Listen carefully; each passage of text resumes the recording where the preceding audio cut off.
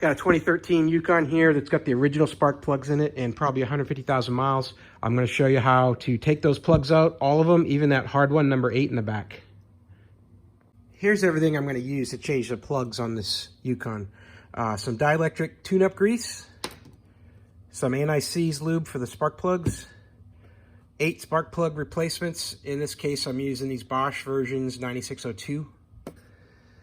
A spark plug removal tools for the boot on the plug wire, a socket wrench, a long extension, small extension, and then this stubby 1-inch extension. This one's important. You're going to need it a couple times. A flexible knuckle for your socket, and then your 5/8 spark plug wrench or socket with the rubber grommet that goes inside to hold the spark plug when you're removing them. And then something else I use is a 3/4 inch socket, which is handy in tight spots to turn that spark plug socket. And then last, a pry bar. I put that on the end of the socket wrench when I had to get some leverage. So that's everything needed besides some good flashlights. And one other thing you're going to need is a step stool like this, because when you're trying to climb up and into the hood compartment to get into the back, you really got to get up high. So you're going to need at least a single step, if not a double step, depending on how tall you are. Okay, so let's go ahead and get started on the driver's side. This is the easier side. We've just got 4 wires here, here, here, and here. Now to remove these wires, I'm gonna just start to rotate them like this, and then unplug them. And when you rotate them, you'll break some of that seal from the rubber onto this plastic, and we'll see the same thing down here as well from the plug itself. So you're just going to want to rotate it to break the seal and then pull straight back. Hopefully there's some dielectric grease in here so it didn't bond too tight. So here's my first plug wire that's out.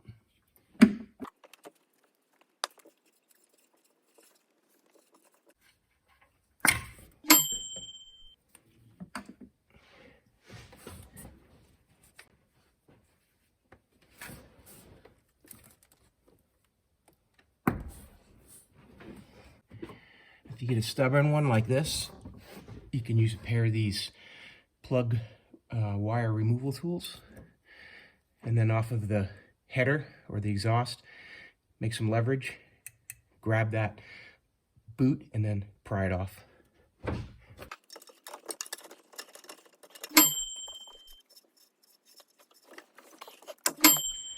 Now to remove the plug, I'm just going to use a 5/8 spark plug socket and a small extension plus a 1-inch extension. That'll give me just enough distance from the other components to get the plug out.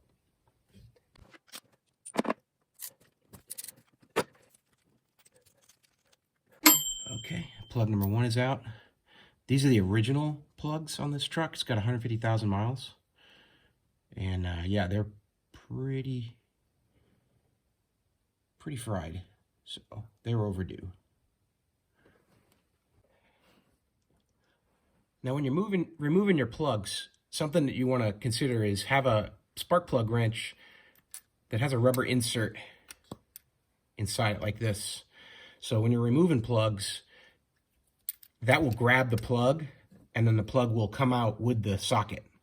But when you're putting the plugs back in, you want to take this fitting out, this little rubber grommet out, and set them in and then tighten them down.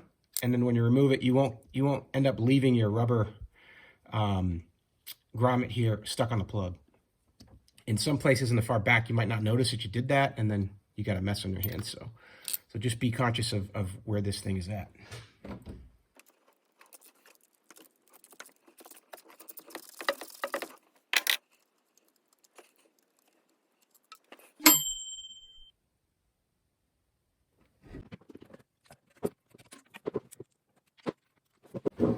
Now for number 3, I had to remove the 1-inch extension.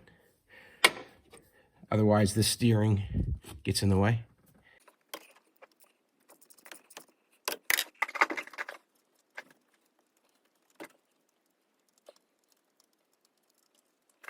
Just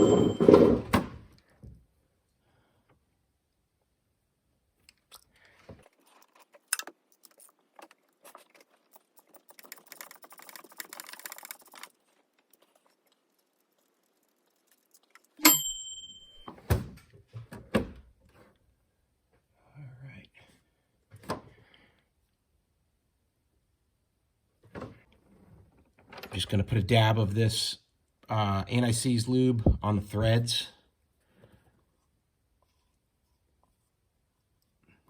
Of my plugs, just a little bit.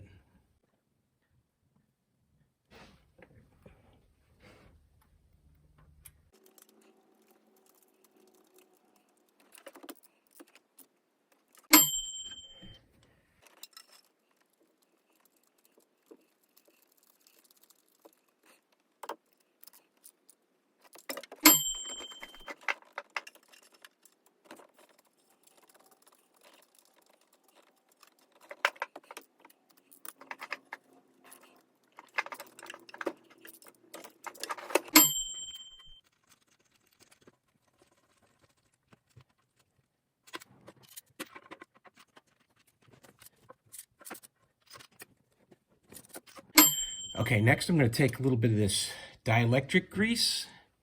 This is an insulator, means it stops leakage of the spark outside of the boot, but it's also very useful. I'll just slide the boot out of this heat shield to put a little bit around the entry here, so when I slide the plug on, that grease will be on the side here, and then these won't freeze to the plug.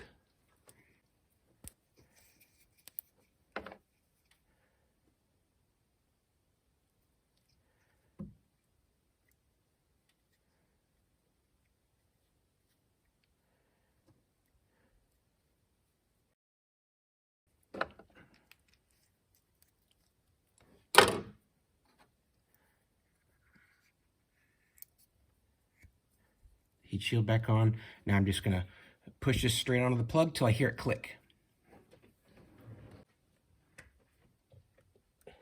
And then we clicked in. I'm just going to rotate that so that the boot lines up with the ignition part up here. And I hear that nice click there.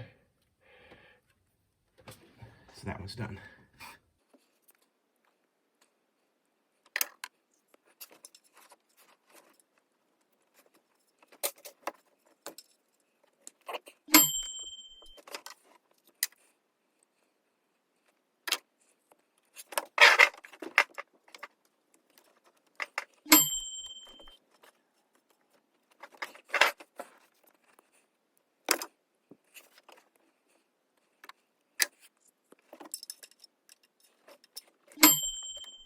So there you go. That's the easy side. The other side, it's going to be a lot tighter, but getting these first 4 in, no problem. When we get to the passenger side, it's a little more complicated because we've got a lot of junk in the way. Oil fill, dipstick, heater hoses, and the plugs themselves are actually angled back. The other ones were angled pointing to the front, and now the plugs are angled pointing back. So if you look at this first one down in here, you see it right here, and it's pointing back this way. So we'll be able to get the first 3 from up top, but we're going to have to get underneath to get the one, number 8, in the back. It's very, very, very, very tight in the back, right in there. Show you how we do that.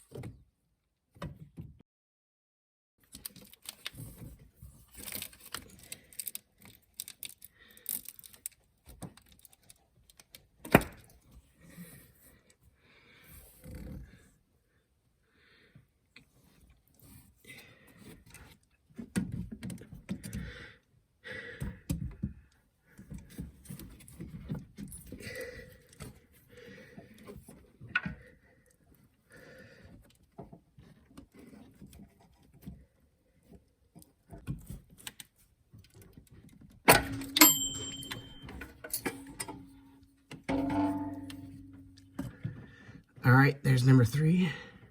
So now here's the hardest one to get, the number 8.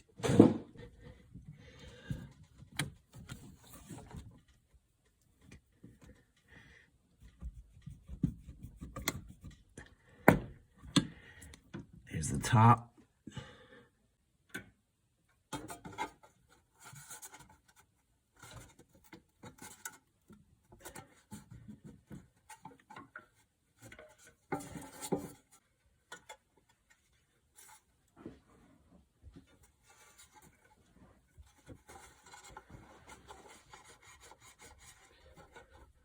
So now I'm under the car, and I got 2 hands on this plug wire, so I should be able to take it out that way.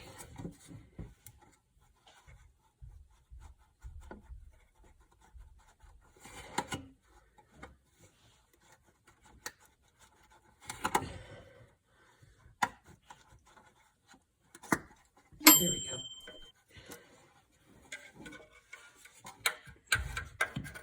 All right, so we're gonna go back underneath and remove plug 8 and put the other plug right back in because I'm gonna stay underneath.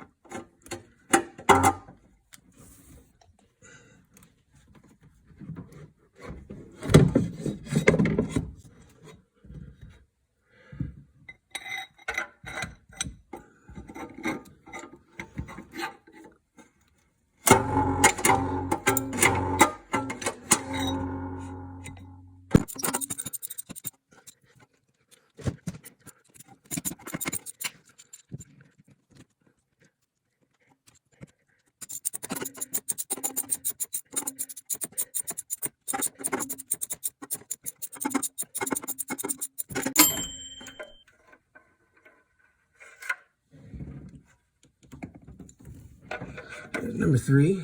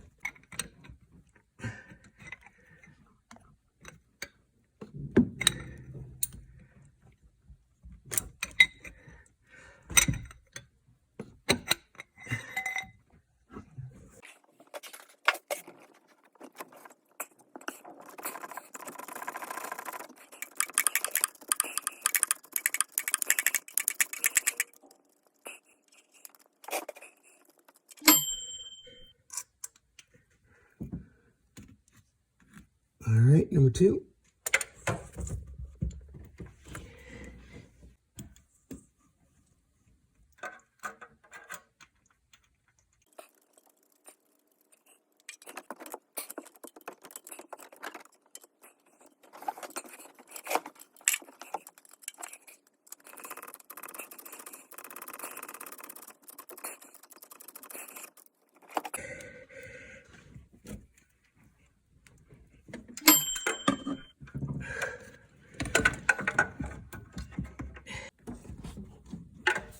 And now number 1.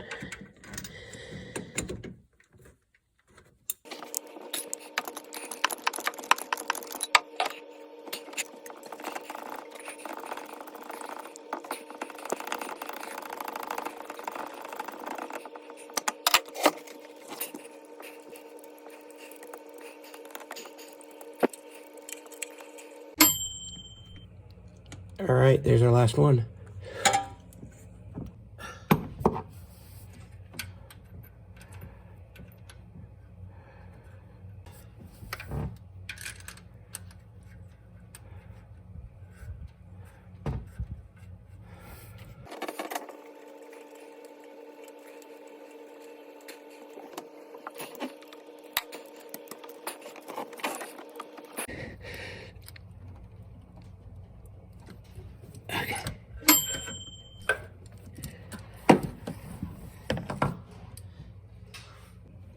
Now go ahead and attach these plug wires.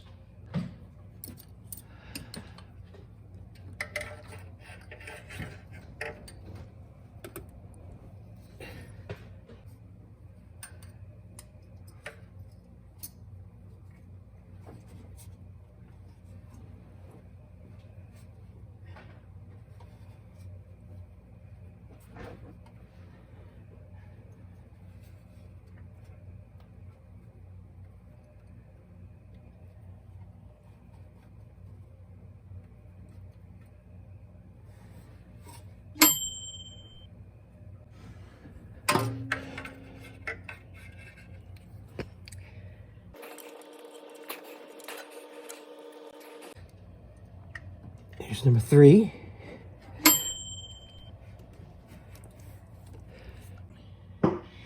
Here goes number 2.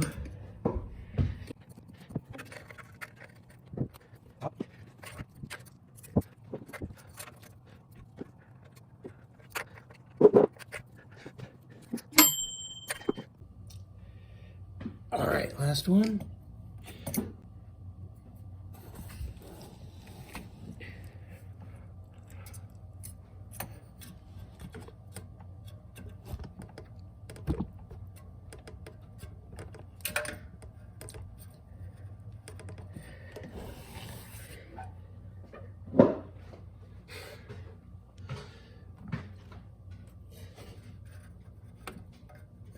Top.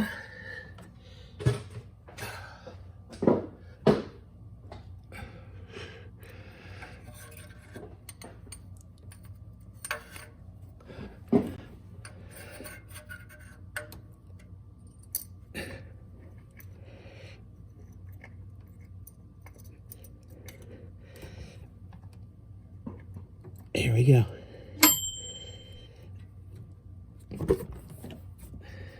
All right, we're all on.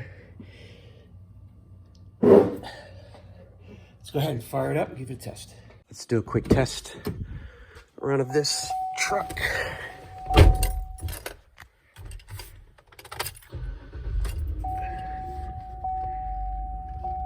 All right, idling pretty steady.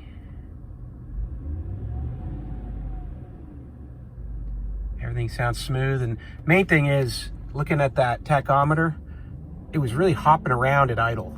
It was jumping around from 600 to 900 all by itself for no good reason. But yeah, nice and smooth. Those plugs are really old, and 146,000 miles, I should have changed them out at 100. Well, hey, I hope this video helped you and made it clear that with basic hand tools, you can change out your spark plugs all by yourself on your vehicle. And if the video did help, please give it a thumbs up. That'll help other people find it as well. And as always, have a great day.